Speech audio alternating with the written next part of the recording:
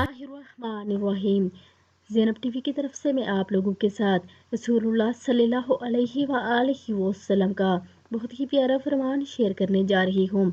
हुज़ूर अकरम सल्लल्लाहु अलैहि वआलिहि वसल्लम का इरशाद है, जो शख्स हर महीने 3 दिन मुतवातिर सुबह नहार मुँह शहद चाटे, इसे कोई बीमारी नुकसान ना पहुँचा सकेगी।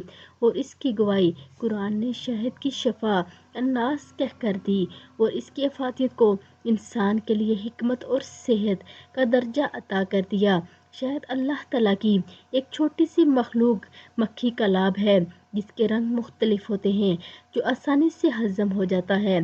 शहद में बहुत सी कीमियाई अज्जा पाए जाते हैं, जिसमें बाद मदनी निमकियात मसलन नौलाद नजात, सोडियम पोटेशियम, कैल्शियम फास्फोरस, गंधक तांबा और दीगर शामिल हैं। ज़माना कदीम से शहद का इस्तेमाल ग़िज़ाई हिस्सा के लिए दवा और ग़िज़ा दोनों एतबार से ख़ास है। ये जिस्म की क़ुव्वत मुदाफ़त बढ़ाता है।